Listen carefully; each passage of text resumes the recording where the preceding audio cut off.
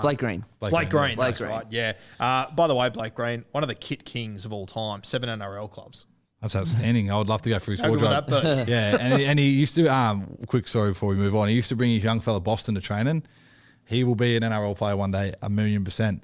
Like, he was getting in the ice bar. I can't remember how old he was, but he'd bring his lunchbox to training. He'd be drinking water with the boys. He'd be eating lunch with us. He'd be getting in the ice bars. He'd be kicking the ball around. So Boston Green. Remember the name? Keep the eyes Cracking out name, for by the way. Yeah, grouse name. It's a winning name. It's a grouse name. He played 181 first grade games. Can you name the 7 clubs? You said Para, Bulldogs. Is that who you said at the start? Yeah. Melbourne, Manly, Warriors, Knights, and I'm just going to go out on a because he was Western Sydney. I'm going to say Penrith or Sharks. Sharks. I knew it. When you said, he was Western Sydney, I thought, he's fucked here. Yeah. Where'd Sharks come from? Well, because you know where Sharks come from? It just come to me like this is how weirdly obsessed I am with footy. I randomly saw a photo. I don't know. It must have been on Instagram not long ago of him actually in the Sharks kit. So Yeah, right. it sort of come to me. But I only said Penrith because of the Western Sydney thing. But Right, okay. I had the Sharks in the back pocket, so I got you as 1-0. Fuck, I thought you were long odds there. I thought you were gone. Which club do you reckon he played the most games for? There's just 2 clubs he played more than 50 games Yeah, for. Melbourne or Manly. No, it wouldn't be Manly. I'm going to say Melbourne or the Warriors. Yeah. 55 for the Warriors, 50 for the Melbourne Storm. Was he the spine at the Warriors with Isaac, Luke, Sean and Roger? Was that their spine? I believe so. I will Surely Isaac confirm didn't play with Roger, did he? No, wait. Who was the other hooker? No. Yeah, he did. So it was Yeah. Roger Green, Johnson, Isaac Luke in round 1 of 2018. Wow. Yeah, I Didn't thought realise. so. Wow, okay. Yeah, like that's up there with Oh, that's all in your peak spines ever. And I know they didn't probably go as well as what they would have liked, obviously. But you put all 4 of them in like Isaac Luke at Souths when they won the comp. Yep. Sean before he broke his ankle and snapped his Achilles, which is obviously going to like slow a lot of people down. And just Roger whenever with Greeny Smarts, that spine is, man. I tell you what, in that starting pack, they have Adam Blair, Isaiah Papali'i, and Tohu Harris as well. I've got to apologise. I thought you said Isaac John first. That's what I was freaking out about. I apologise for that. Ball playing lock. Yeah. They've been around for years before you say that. All right, Matty, anything else to add on the Kit King? Mate, what can I possibly add after Jackson's spiel then? I'm playing him in Sorry, Manly. he texted me and said, can you go for me? Love that. Now, Brett Seymour was one of yours. Yeah. We're both thinking the same guy with the Go same on, say initials. Have you worked out who it I've is got yet? no idea. I feel like I'm going to kick Come myself. on, bro. He's been on Google the whole time. I've been distracted. I'm sure the vast majority of you at home will get it. And Matty, can you keep the camera on yourself for when I say it? Because Okay. I think you're going to fall off your chair that you Okay. can get it. Brent Sherwin, Shifty. Fuck. Yeah, that's what I wanted to say. I didn't know whether I swear, so.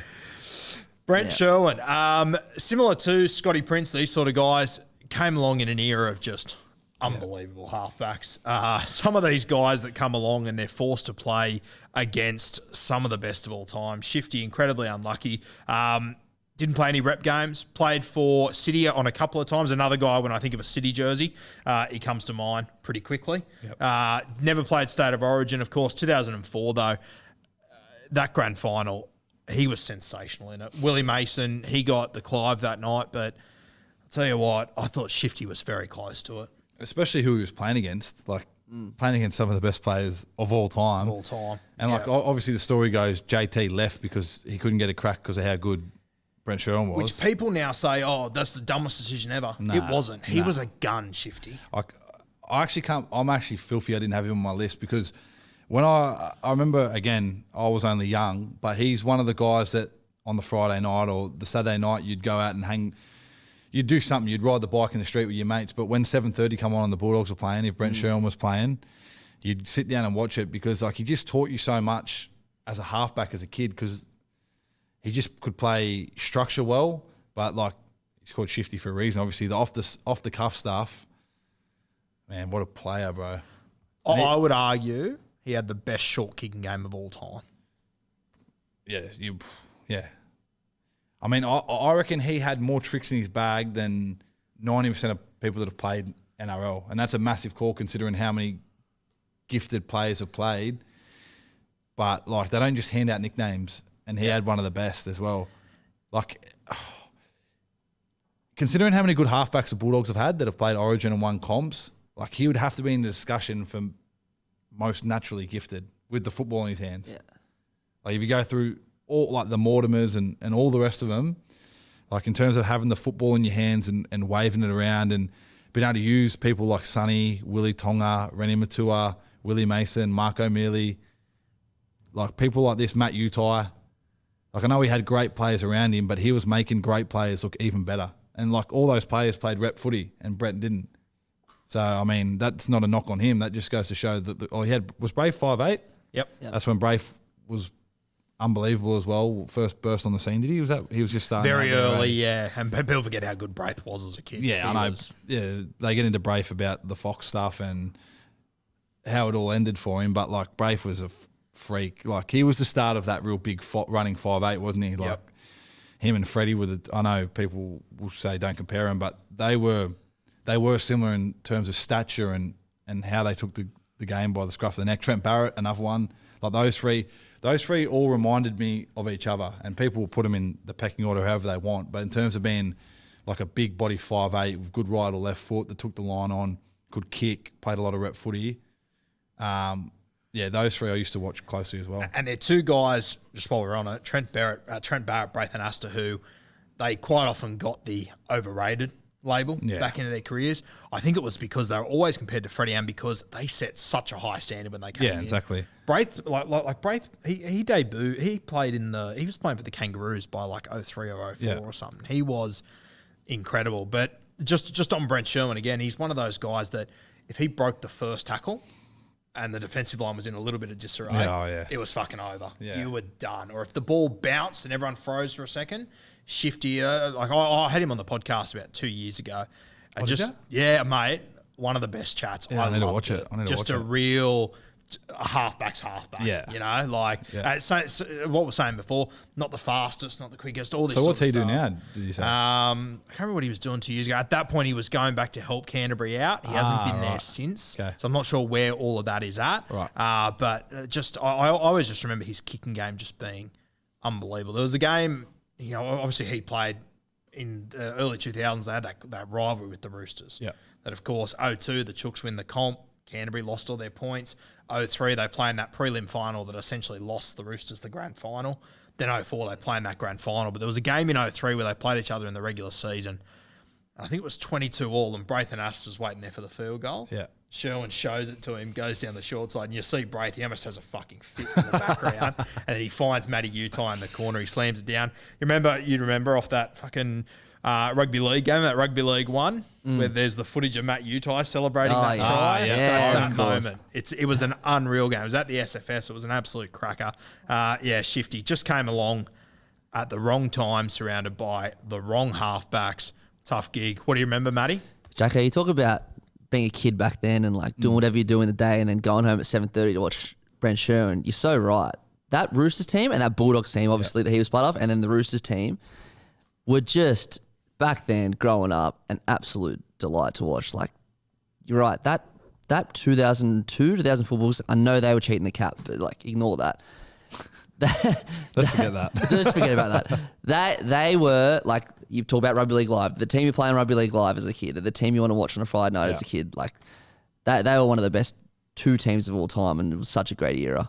I always say, like, for me personally, I obviously didn't get to watch the 80s and 90s and whatever, but that was the most purest form of rugby league that I can remember watching or loving or being around. Like, we talk about now how the game's gone away from block plays and set plays, and Joey talks about it all the time, and I think Joey forgets that not everyone's as good as Joey in terms of being able to do things that no one else can do, but he's definitely right in the sense of people like Brent Sherwin, when he get a quick ruck, you'd see a lot of halfbacks, especially my age, that were coming through. We always got taught to obviously set up the person around us, but now the game's sort of going back to where you're seeing, I know you posted something about Isaiah Katoa the other day, the young fella from Penrith that's going to the Dolphins.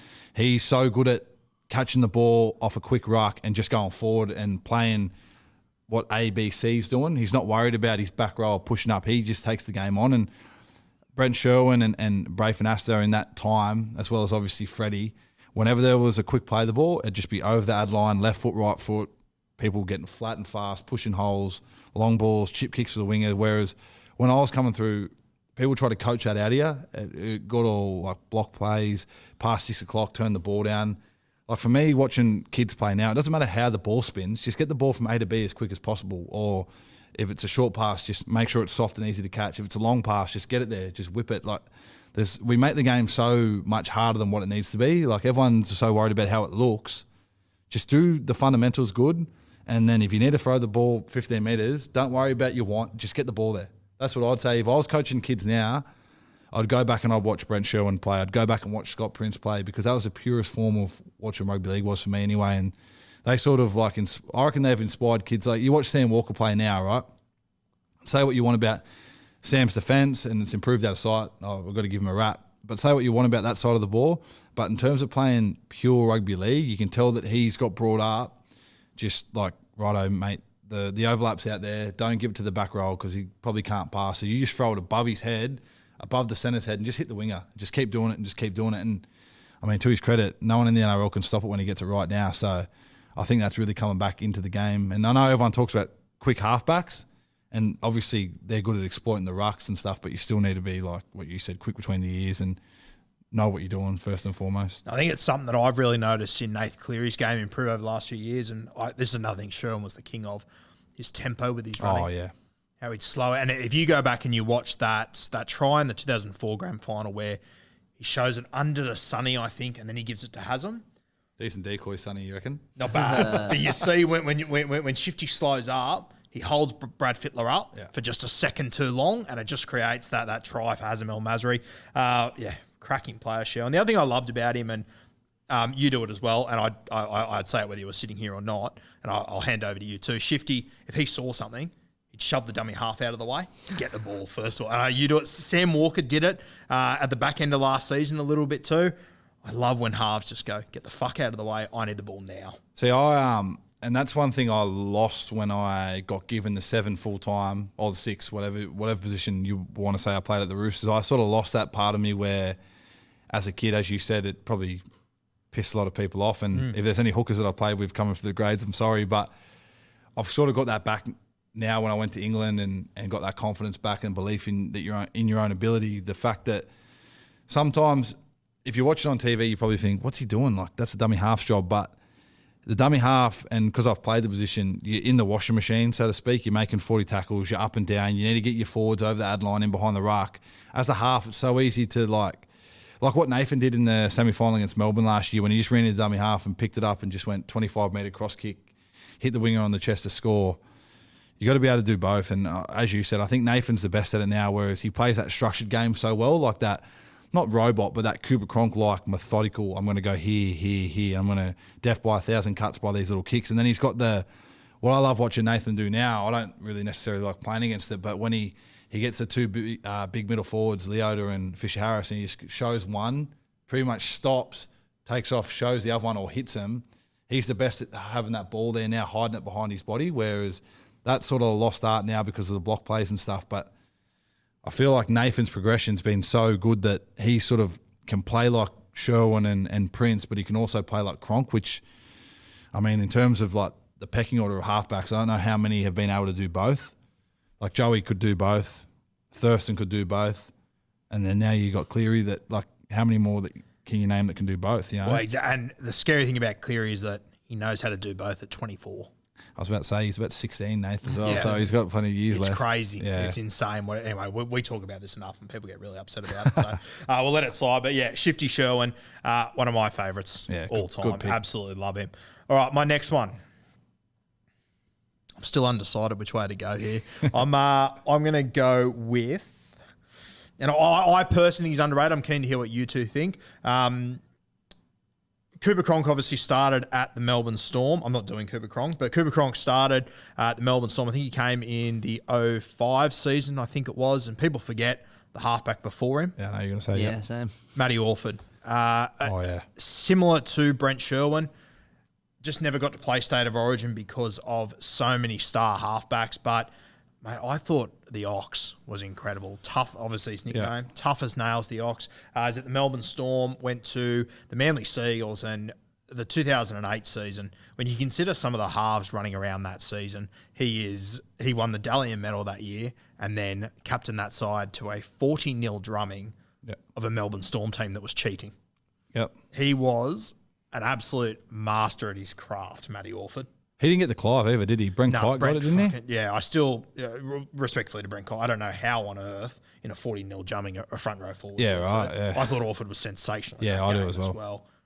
And I think like the mark of a good player, like what you just said, sorry to cut you off, mate, when you're coming up against people like Cronk, Slater, Smith, like the team that Melbourne had, it's so easy to get, regardless if players want to say it or not, when you're coming up against an elite, well-known, all-time great player, it's hard not to give them that respect or feel a little bit overawed in the sense that I don't know what this guy's got in his kit bag or what he can bring out on the big stage. And for him to do that against those three in particular, and you got to remember the supporting cast at Melbourne weren't bad either, I think it shows the mark of the man. And like Manly have had so many good halfbacks. Obviously, Cherry's been there for, how long's Ches played for? 12, 13 years? Yeah, he's been there since 2011. So, and then like you had Jeff Tuvey before that.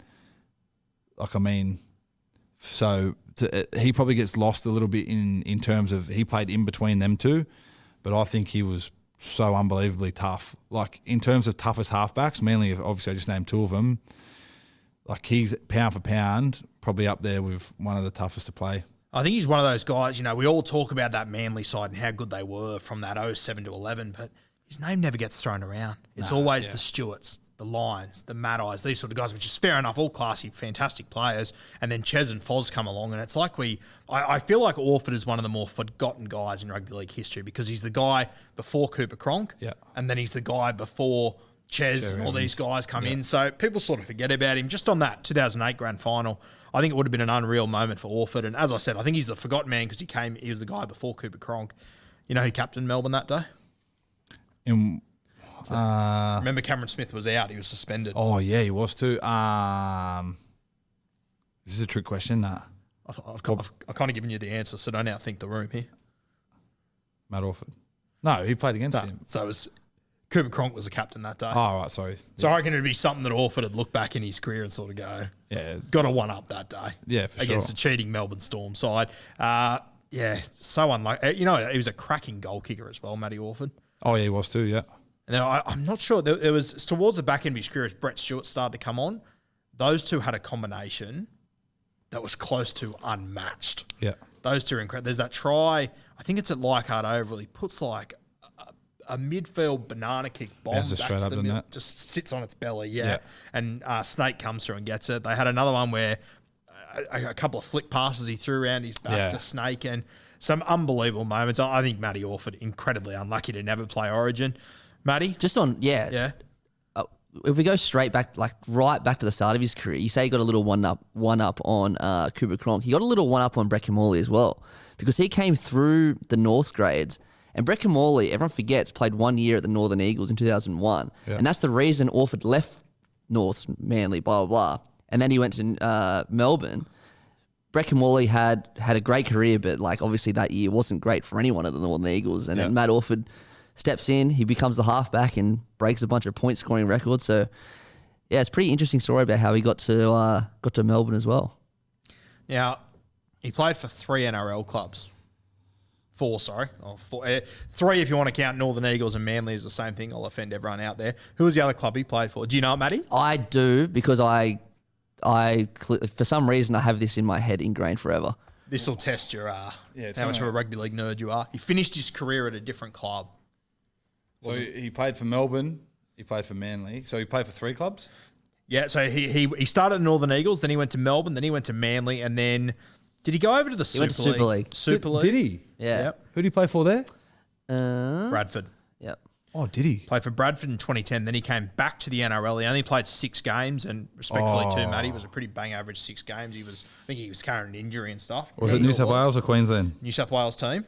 Well, technically. yeah, Well, now it's giving it away. Team, I guess. Don't know how good your Raiders. geography is. Yeah. Yeah, I do. I actually do remember that. What year was that? 2000. 11. Was that when Campo was the man at the Raiders, or was that before? I mean, Around the same it was around the period, same I'd say.